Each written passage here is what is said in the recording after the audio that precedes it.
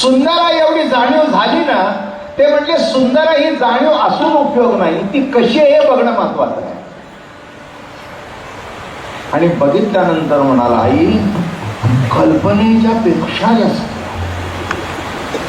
पण हे केव्हा? 1 महिना फुकट झुरत बसलं. काय म्हटलं मी? 1 महिना तसा आत्मा आहे फुकट झुरतोय. आहे म्हणून अनुभूती कुठे आहे? नुसतं आहे कळलं. नुसत्या काही गोष्टी कळून उपयोग नाही, ते कळणं कृतीत उतरलं पाहिजे. असं बोलणं कळलं का? तसं आत्मा माझ्या ठिकाणी आहे हे कळलं, पण त्याचं प्रत्यक्ष दर्शन घ्यायचं असेल, आत्मा सकळांचा श्रीहरी तो हा उभा विटेवरी. मग आत्मा कसा आहे? सुंदर ते ध्यान उभे विटे, हा सुंदर ते ध्यान उभे विटे,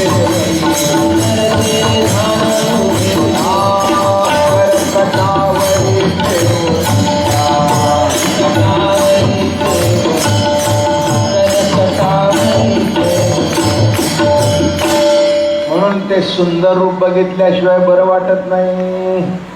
आत्मा हे कळलं आता खूप झालं. तुमची चर्चा, तुमचं ज्ञान खूप झालं, आता येऊ द्या. म्हणून शाळेमध्ये सुद्धा थेअरीपेक्षा प्रॅक्टिकल महत्वाचं असतं, नाही का? काही पाठ करायचं असतं, त्या थेअरीमध्ये पास होतात, पण प्रत्यक्ष करायच्या वेळेला नापास होतात. मी किती वेळा तरी तुम्हाला दृष्टांत दिलाय की ज्वारीच्या पिठामध्ये पाणी घातलं आणि मळलं आणि थापलं की भाकरी होते. केवढी रेसिपी किती सोपी, म्हणजे सोप्यात ते सोपी रेसिपी आहे. ज्वारीच्या पिठात पाणी घालायचं, कालवायचं, असं करायचं, थापायचं, असं करायचं करून बघा.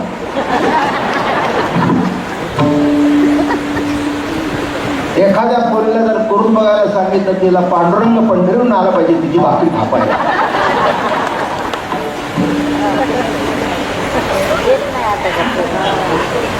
पहिली भाकरी हातातच मोडली. काय तुम्हाला सांगू, एका भाकरीचे 50 तुकडे झाले. आता थेअरी किती सोपी आहे, पण प्रॅक्टिकल. मग ती शिकलेली होती. एका आजीबाईजवळ पेन्सिल आणि घेऊन गेली. आजीबाई, किती पिठात किती पाणी घालायचं? बाया म्हणली, कसला का प्रश्न विचारते? मला आपलं काही माहित नाही, मी बघा पीठ ओतून घेते, असं पाणी घालते, कालवतं जमतं. अनुभवाचे जोगे नवे बोलायचे. आज अमृत अनुभव चाललाय. तिला माप माहिती नाही, पण माप चुकत नाही. ती मापात बसवायला जाते म्हणून चुकते. तसं पांडुरंगाला मापात मोजू नका. मनवाच्या तिथं तुझे स्वरूप, मनवाच्या तिथं तुझे स्वरूप, मनवाच्या तिथं तुझे स्वरूप, मनवाच्या तिथं तुझे स्वरूप. म्हणून या माप भक्ती केले, म्हणून या माप भक्ती केले, म्हणून या माप भक्ती केले. भक्तीच्या मापे मोजितो, भक्तीच्या मापे मोजितो, भक्तीच्या मापे मोजितो. तत्वतान मोजावे, इतराने तत्वतान मोजावे, इतराने तत्वतान मोजावे. लक्षात घ्या. म्हणून प्रॅक्टिकल अतिशय महत्व आहे आणि वारकरी संप्रदायाने प्रॅक्टिकलला महत्व दिले. वारीला ये, भजन कर. नुसतं कळलं म्हणजे झालं नाही, नाही का? एखादी कुमार डॉक्टरीन असते, ती गायनकॉलॉजिस्ट असते, तिला मुलं कशी होतात ते माहिती आहे, त्याचं बाळंतपण कसं करायचं हे माहिती आहे, बरं का? पण झाल्यावर कळतं तुमटी बदलणं किती अवघड आहे. माझं बोलणं समजून जाईल. बरक मुलाला की नाही, तुम्ही मुलाला घाण ठेवता नीट पुसत नाही. तिला झालं तेव्हा कळलं, पावसाच्या दिवसात 15-15 वेळा किती लोंबट बदलायची. ती म्हणले हे अवघड आहे, हे अवघड आहे. म्हणूनच आम्ही तुम्हाला सांगतोय, भाषण देणं सोपं, कीर्तन करणं सोपं, प्रवचन करणं सोपं, पण ते कीर्तन जीवनामध्ये ते प्रेम प्रगट होणं मोठं महत्वाचं.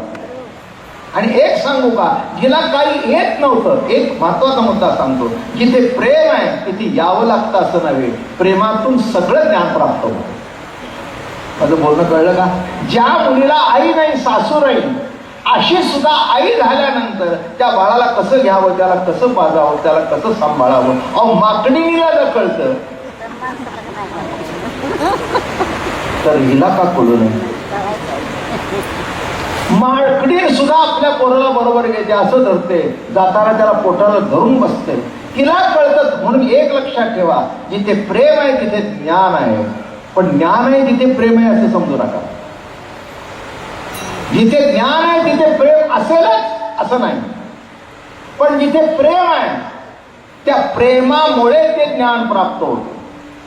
एखादी गोष्ट नवऱ्याला आवडत असेल पण त्याच्यावर जीव आहे, करता येत नव्हतं, जमत नव्हतं, पण त्या नवऱ्याकरता जाऊन शिकली, करून घातलं, तेव्हा समाधान. प्रेम आहे म्हणून. लक्षात ठेवा, तसं देवावर प्रेम आहे हा भाग निराळा, पण देव तुमच्यावर प्रेम करतो हे पहिलं कळायला शिका, म्हणजे तुमचं प्रेम त्याच्यावर जडलं. आत्मस्थिती सहजासहजी प्राप्त होत नाही. आत्मा तुमच्यात आहे की पांडुरंग तुमच्यात वस्ती करतो, तो वस्ती करतो म्हणून जिवंतपणा आहे.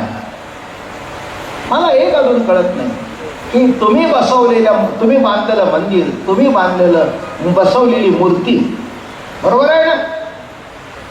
आता गणपती बसते बरं का, श्रीमंत दगडूशेठ हलवाई गणपती कायम बसलेला आहे, तो काही अमकं तमका असा काही प्रश्न नाही. पण आता गणपती येतील आणि जातील, बरोबर आहे ना? मग त्या गणपतीच्या 4-5 दिवसामध्ये काहीही खायचं नाही, एवढं कळत नाही मग तुम्हाला. काहीही गणपती खरंच मला सांगू ना, मी काही सुद्धा खात नाही, उपाशी राहता. अहो तसलं नाही हो. माझं बोलणं कळलं का? काहीही खायचं नाही. आता मला सांगा का तर गणपतीला चालत नाही, मग बाहेरच्या गणपतीला चालत नाही म्हणून खात नाही, हृदयात बसलेल्या गणपतीला चालतं का?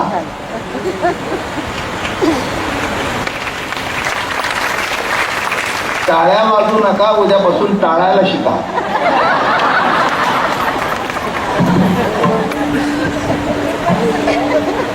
अहो तुम्ही बांधलेलं मंदिर इतकं शिथिलपणे ठेवता, हे तर देवाने बांधलेलं मंदिर आहे. त्या मंदिराला कुणाचा हात लागला एवढा तरी विचार करा. एक तुको करायचा अभंग थांबला.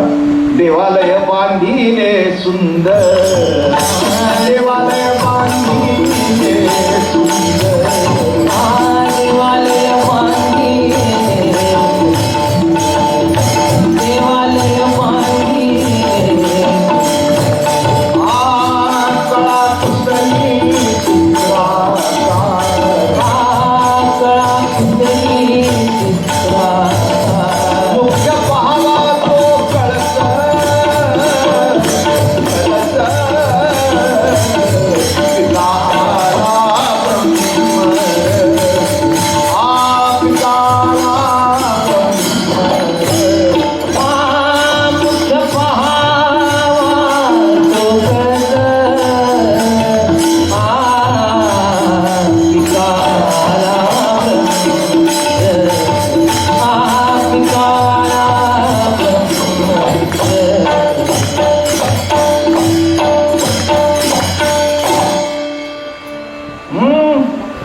कोणी मंदिर बांधलं?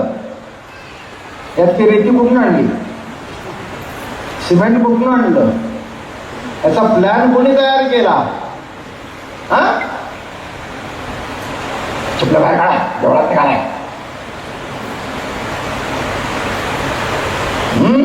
अरे गणपती आहे ती घरात, काय अक्कल आहे की नाही? मग इथे कोण बसलंय? घोबड बसलंय का?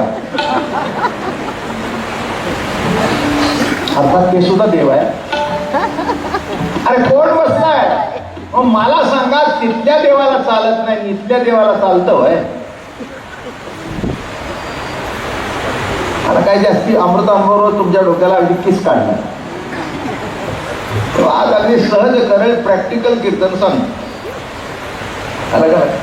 विचार करून बघा ना, काय गणपतीच्या दिवसात काय त्या देवाला माणसं सोळं काय नसतात, गणपती निवेद दाखवले, मोदक खाल्ला, रामफळ वाढ. अहो बरं झालं ना, चालता बोलत्या गणपतीने खाल्लं. जो केव्हाही नैवेद्य दाखवलं तर तक्रार करत नाही, त्याच्यापेक्षा ज्याला भूक लागली त्याने खाल्लं तर कुठे बिघडलं, त्याचा जपता. पण इथे हृदयापासून ज्या गणपतीने, ज्या पांडुरंगाने तुम्हाला जपलंय, त्याला काय आवडतं ते बघा ना, तो नैवेद्य द्या ना. तो खातो काय तो द्या. काय मला ना खरंच काही कळत नाही. तरी आता मी काही स्तुती, ज्यांनी कार्यक्रम ठेवला म्हणून स्तुती करायची वगैरे माझ्या स्वभावात तसं कधीच नाही. पण एक लक्षात ठेवा, या मंडळीने खूप जनजागृती केली आहे. गणपतीच्या उत्सवाबद्दल कसा असावा, काय असावा, शिचुरभूतपणा कसा असावा. अहो पूर्वीपासून आम्ही सांगतो, अरे गणपती बसवता त्याच्या सुदृढ नीट तरी ठेवा ना. त्याला नैवेद्य काय दाखवायला पाहिजे, तिथला नीट करा. मग इथलाही बघा, इथल्या गणपतीला काय पाहिजे, इथल्या पांडुरंगा. बघा गणपतीचं परमात्मा एकच आहे, निरनिराळ्या नावाने हाक मारले तरी. ओ नमो याद्या वेद प्रतिपाद्या जय रे ससंवेद्या आत्मरूपा देवा तूच गणेश. देवा तूच गणेश, सर्व भूतांचा हृदयस्थ. त्याला कधी गणपती म्हणून हाक मारली, कधी विठ्ठल म्हणून हाक मारली, कधी राम म्हणून हाक मारली, कधी कृष्ण म्हणून हाक मारली, पण तत्व तेच आहे. तत्व तेच आहे, माती तीच आहे. माझं बोलणं कळलं का? माती तीच आहे. काहीचा गणपती केला, आता गणपती संपल्यानंतर दुर्गा मातेचा उत्सव होईल, तिची मूर्ती सुरू झाली. याचा अर्थ मुळात तत्व तेच आहे. पण त्या तत्वाला काय आवडतं नीट विचार करा ना. तुम्ही बसवलेली देवळं एवढे पवित्र, तर देवानी बसवलेलं स्थापना केलेलं देऊळ किती पवित्र ठेवलं पाहिजे. एवढं जरी एक महिन्यात कळलं तरी पुष्कळ बरं होईल.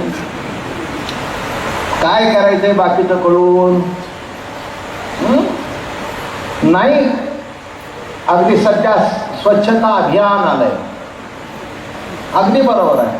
गाव स्वच्छ पाहिजे, पण किमान पहिलं घर तरी स्वच्छ ठेवा, तिथून तरी सुरुवात करा. नाहीतर वरून कोणी जाताना टोपली होता. हे मी मुंबईत राहून अनुभवलं. माझी गडी उभी असेल, वर राहून वरून पिस्कार मारायची राहिली. मला एकाने विचारलं ह्याच्याबद्दल तुम्हाला काय म्हणायचं आहे. म्हटलं मला डिझाईन काढता आली नाही, त्यांनी स्वयंपो डिझाईन काढली, त्याच्याबद्दल आली. त्याच्याकडे थुंका आहे, माझ्याकडे पुसण्याकरता पाणी आहे. असं बोलणं कळलं का? मनोवृत्ती सुद्धा एक सांगू का, देवगुरु नंतर बघा, दुसऱ्याचं बरं बघून आपल्याला बरं वाटणं हाच खरा परमात्मा. इथून सुरुवात करा, इथून सुरुवात करा. दुसऱ्याचं बरं वाटलं ना, वा छान आहे, हा घर छान घेतलं बाबा, हा छान छान छान छान, हा पुढच्या वेळेला मोठ्या घरात यायला पाहिजे आणि तुमच्या असं म्हणा.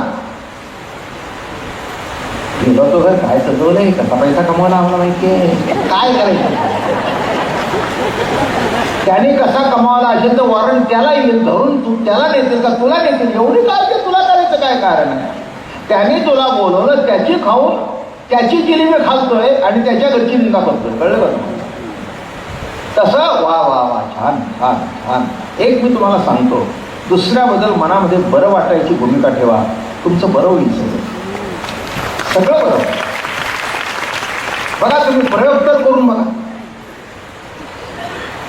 कोणी काही वाकडं सांगत असेल तर सांगा, आमच्याकडे सांगायचं नाही, दुसरीकडे जाऊन सांगा. पण आमचे कान इतके आतुर असतात.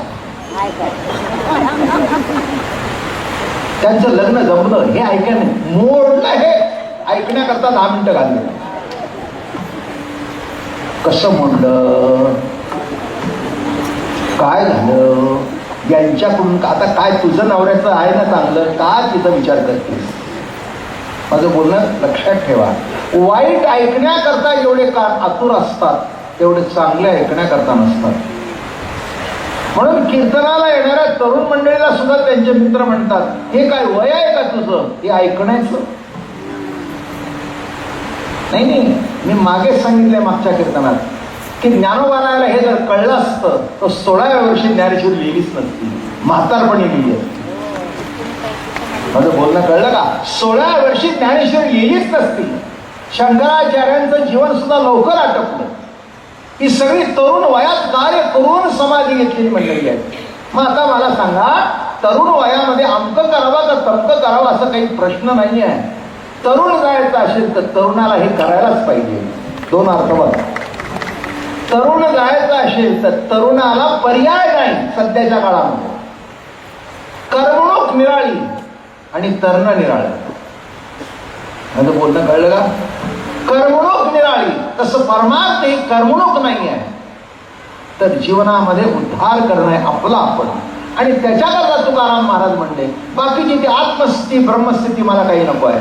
आणि खरंच आहे, तुमचंही त्याच्यापासून काही नडलेलं नाही. कोणाचं नडलंय नाही का? ब्रह्म काय आत्मा काय हे आमच्यासारखे जे उद्योग आहेत, ज्याला कीर्तन करायचा अभ्यास करायचा, ब्रह्म काय आत्मा काय साक्षी काय जडात्मा काय जीवात्मा काय साक्षी काय कुटस्थ काय नाही का, परिणामवाद काय अणुपरिणामवाद काय, याच्यातलं काही कळलं मग आपण सांगतोय. द्वैत काय अद्वैत काय केवळ अद्वैत काय पूर्ण अद्वैत काय. तुम्ही म्हणाल बाबा महाराज कशाकरता वेळ घालवत आहे, याचा अर्थ लक्षात घ्या.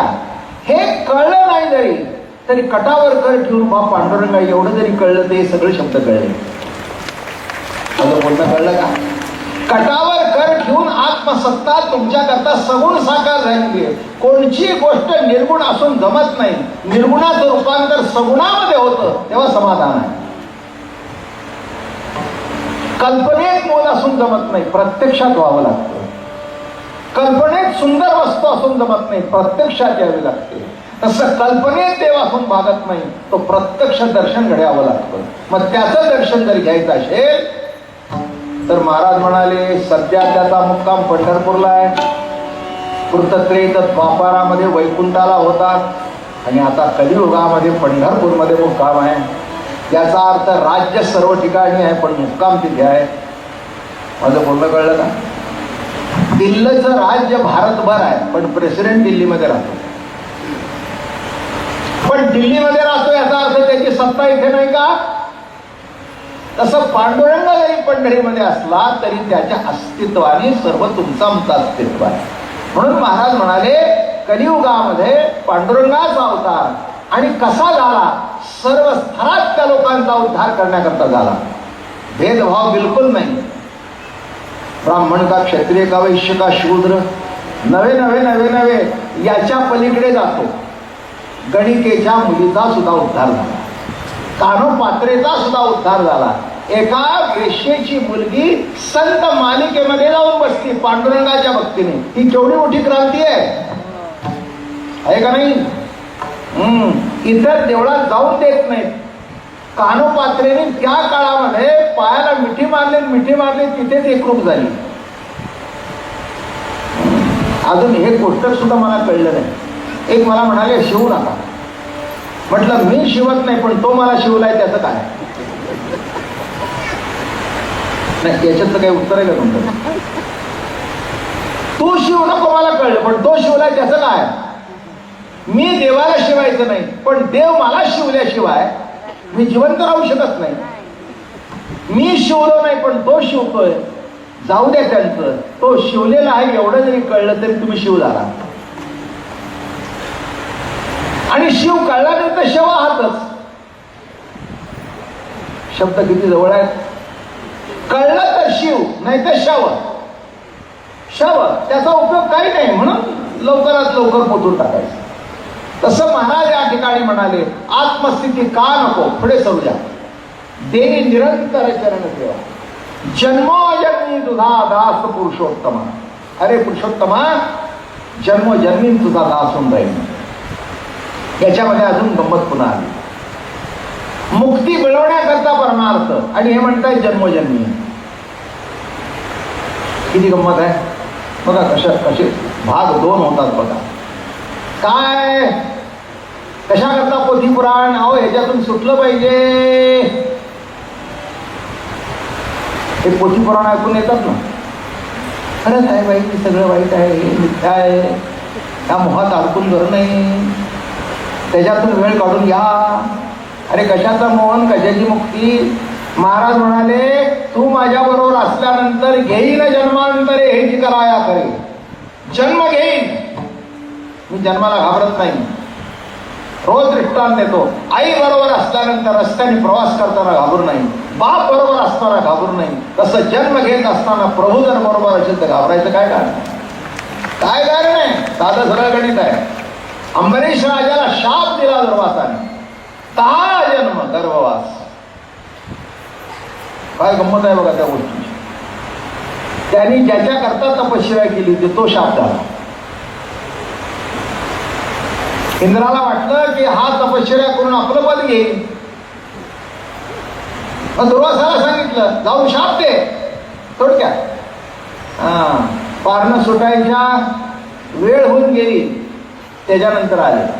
त्यांचं द्वादशीचं पारणं होतंच, एका दिवशी सोडायची. ते म्हणायचे लवकर या, सूर्य उदयापूर्वी मी सोडतो. येतो म्हणले, माझी वाट बघा. आले नाही, मुद्दाम उशीर करायचा आणि शाप द्यायचा, ऐकलं नाही म्हणून. ऋषीने हेच केलं. आशीर्वाद किती दिले मला माहिती नाही, पण शापाची यादी भरपूर आहे. संतांनी कोणालाही त्रास दिला नाही, पण संतांना त्रास दिल्याची यादी भरपूर आहे. ऋषी आणि संत फरक कळला. कुणालाही शाप नाही, कुणालाही शाप नाही. कधी तोंडातून वाकडं निघाल असं नाही. तुकाराम महाराजांचा एवढा छळ झाला, वाकडं नाही. गंबाजीने केलं, रामेश्वर भट्टाने केला, गावच्या पाटलांनी गावातून बाहेर काढलं. एक शब्द नाही. काय सामर्थ्य असलं पाहिजे. एक लक्षात ठेवा, दुःख सुद्धा पचवण्याचं सामर्थ्य असलं पाहिजे. दुःख सुद्धा पचवण्याचं सामर्थ्य असलं पाहिजे. निंदा सुद्धा पचवण्याचं सामर्थ्य असलं पाहिजे. तुकाराम महाराजांच्या जवळ ते होतं, म्हणून संप्रदायाच्या कळसावर जाऊन बसले. किती कौतुक, किती कौतुक आहे. म्हणून म्हणताय किती त्रास होऊ दे पण जन्म मिळू दे. कारण का, किती त्रास झाला आणि तुझे चरण प्राप्त झाले तर मला पाहिजे. एक दृष्टांत देतो, सहज मी घरातले दृष्टांत देतो, त्यामुळे सोपं असतं. पहिल्या बाळातपणात बाईला त्रास झाला, मुलगी झाली, खूप त्रास झाला. मग 2-4 वर्षे गेले. ते म्हणाले अजून एक मुलगा झाला तर बरोबर होईल. डॉक्टर म्हणाले मागचं बाळातपण विसरलात का. ते म्हणले खरं सांगू का, होताना त्रास झाला खूप, पण त्या मुलीचं तोंड बघितल्यानंतर समाधान नाही. म्हणजे बोलणं कळलं का. तसं जन्म जरी घेतला, त्रास झाला तरी हरकत नाही, पण पांडुरंगात तुझं रूप बघितल्यानंतर सगळा त्रास विसरून घे. बायकांना विचारा या. 2 शब्द सांगतो. पूर्वीच्या काळ, आता पुष्कळ सुधारणा झाली मेडिकल सायन्समध्ये. बाळ नाहीतर अंत, बाळांत. एक बाळ नाही तर अंत. म्हणून बाळांतीन होताना केवढी काळजी, केवढी काळजी, केवढी. सुटली बाई, काय झालं, सुटली बाई. याचा अर्थ लक्षात ठेवा. एक बाळ नाही तर अंत, असा अवघड होतो. बरोबर आहे. मग एवढ्या त्रास होऊन त्या बाळाचं मुख बघितल्यानंतर ती विसरून गेली. आई म्हणाली अगं तुला त्रास झाला खूप ना, अगं होऊ दे ग काय, पण बघ ना देवाने कसं गोड सोन्यासारखं पोर दिलंय ग, सोन्यासारखं पोर दिलंय ग. त्याच्याकडे बघून दुःख विसरली. तसं जन्म जरी प्राप्त झाला, जन्मात जो त्रास आहे तो जरी प्राप्त झाला, तरी पांडुरंगाचं रूप बघितल्यानंतर सगळं दुःख विसरलं. आता एक तुम्हाला प्रश्न अगदी अनुभवाचा विचारतो. जन्म होताना त्रास होतो, हा एक सिद्धांत, बरोबर आहे. कोणी हात वर करून सांगावा मला की मला जन्माच्या वेळेला त्रास झाला, ही मला आठवतं.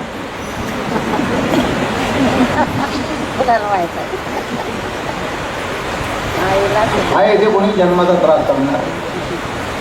अरे एवढ्या समाजात एक सुद्धा. मग त्रास जर नाही तर तक्रार का. ऐकीव गोष्टी आईने सांगितलं, आजीने सांगितलं, लवकर होत नव्हतं, मग मोठा डॉक्टर बोलवला. मग आता मला सांगा, एक सांगू, कळण्यात दुःख आहे, न कळण्यात दुःखच नाही. दुःख कशात आहे? कळलं तर दुःख आहे, जिथपर्यंत कळत नाही तिथपर्यंत दुःख नाही.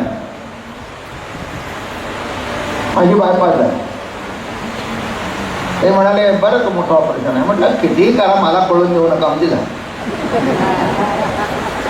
उभं फाडा, आडवं फाडा, काय फाडायचं ते फाडा, पण मला कळून देऊ. आणि खरंच आहे हो, 4 तास ऑपरेशन झालं, 5 ब्लॉक होते, पण शेवटपर्यंत कळलं नाही मला. काय माणसं म्हणतो काही त्रास झाला नाही, एवढं होऊन त्रास नाही झाला. याचा अर्थ कळलं का? कळलं तर दुःख आहे, न कळलं तर दुःख नाही.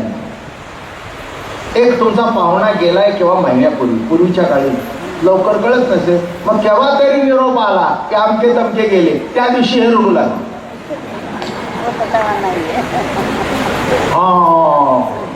शेताच्या काय झाले? किती दिवस झाले, महिना, मग आज का रडताय? आज कळलं म्हणजे काय? म्हणजे मेलं हे कळलं म्हणजे कळण्यात दुःख आहे, नाही कळलं तर दुःख कुठे? कुठे दुःख आहे? म्हणून तुम्ही काही काही इंजेक्शनला इतकं घाबरतात, तुम्हाला सांगू.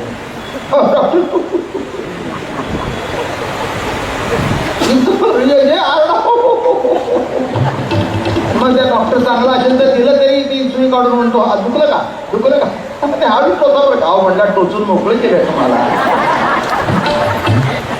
असं कळलं का? शेवटी दुःख कशात आहे?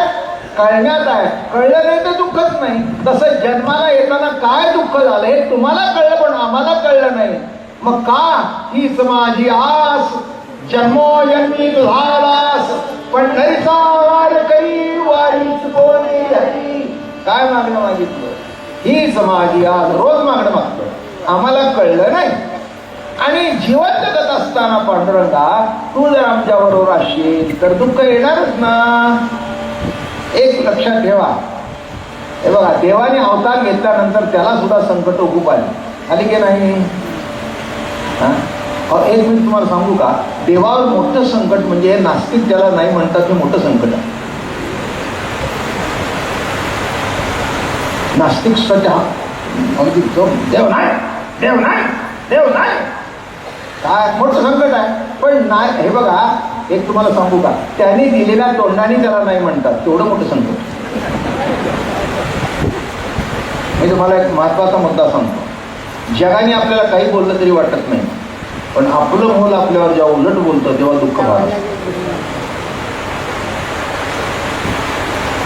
बरोबर आहे? साहेब किती वेळा तरी म्हणतो तुम्ही काम कसं करता, काय करता, त्याला बोंबल्याची सवय झाली. कोणी मनावर घेत नाही, बाहेर पडून तो करायचं तेच करतो. पण मुलांनी जर म्हटलं बाबा मी आता मोठे झालो, जरा गप्प बसा, मध्ये मध्ये लुडबुड करू नका, मला त्या दिवशी बापाचा अंत झाला म्हणतो, संपला. तोंड वाकडं करून बसला. म्हणला काय झालं, काय झालं म्हणाले. त्यांनी मला तोंडावर सांगावं, मला कळलं नाही. आणि एक मी तुम्हाला सांगतो, खरंच तुम्हाला काही कळत नाही. मुलांनी म्हटल्यानंतर तुम्हाला काही कळत नाही, म्हटल्यानंतर शहाणे होऊ नका. अगोदर त्यांच्या नावावर इस्टेटी बिलकुल करू नका, नॉमिनेशन करून घ्या. एवढं तरी घेऊन जा घरी जाताना. मुलांनी तुमच्या मागे मागे फिरावं असं जर वाटत असेल तर शेवटपर्यंत आपल्या नावावरच ठेवा. झाल्यावर नॉमिनेशन तुमचं घ्या, पण आहे तोपर्यंत तुझ्याकडे पैसे मागायचे, तू म्हणायचे खर्च झाले, मेलं बरं. माझं बोलणं कळलं का? हा.